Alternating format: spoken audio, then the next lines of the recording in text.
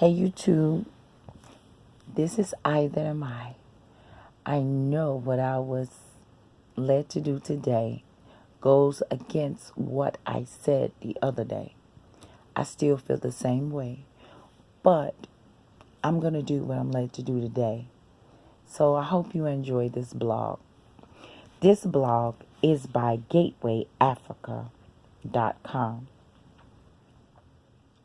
It's called Yoruba Creation Myths from the Yoruba tribe in Africa. The Yoruba tribe of West Africa has a myth about how they were created.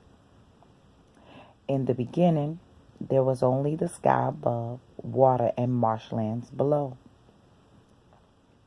The chief god, Olaran, ruled the sky, and the goddess Olukan ruled what was below. Obatala, another god, reflected upon this situation, then went to Olaran for permission to create dry land for all kinds of living creatures to inhabit. He was given permission, so he sought advice from Oranmila, oldest son of Olaran and the god of prophecy. He was told he would need a gold chain long enough to reach below, a snail's shell filled with sand, a white hen, a black cat, and a palm nut, all of which he was to carry in a bag. All of the gods contributed what gold they had, and Oranmila supplied articles for the bag. When all was ready, Obatala hung the chain from a corner of the sky, placed the bag over his shoulder, and started downward climb. When he reached the end of his chain, he saw he still had some distance to go. From above, he heard Oranmila instruct him to pour the sand from the snail shell, and also immediately release the white hen. He did as he was told, whereupon the hen landed on the sand, began scratching and scattering it about. Wherever the sand landed, it formed dry land. The bigger the piles became hills, and smaller piles became valleys. Obatala jumped to a hill and named the place Ife.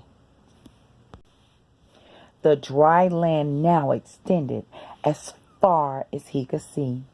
He dug a hole, planted the palm nut, and saw it grow to maturity in a flash. The mature palm tree dropped more palm nuts on the ground, each of which grew to maturity, and repeated the process. Obatala settled down with the cat for company. Many months passed, and he grew bored with this routine.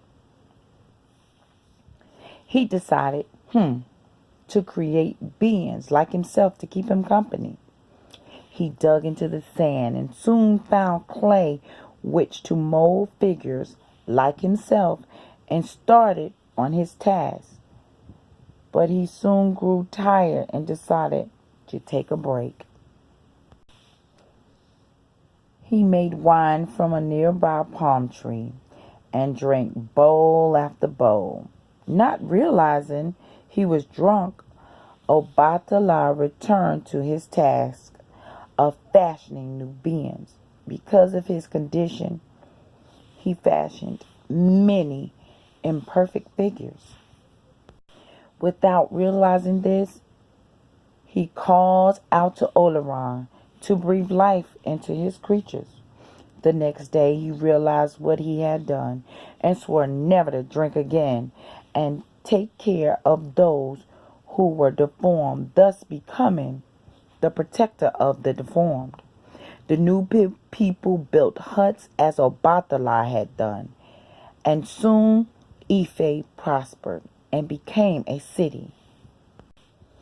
All the other gods were happy with Obatala and what he had done, and visited the land often, except Olokun, the ruler of all below the sky. She had not been consulted by Obatala, and grew angry that he had usurped so much of her kingdom. When Obatala returned to his home into the sky for a visit, Olokun summoned the great waves of her vast ocean and sent them surging across the land. Wave after wave she unleashed until much of the land was underwater and many of the people were drowned. Those that had fled to the highest land beseeched the god Ishu, who had been visiting, to return to the sky and report what had happened to them. Ishu demanded sacrifice be made to Obatala himself before he would deliver messages. The people sacrificed some goats, and Ishu returned to the sky. When Orunmila heard the news, he climbed down the golden chain to earth, cast many spells which caused the flood waters to retreat, and dry African land to appear. So ended the great flood. Thank you.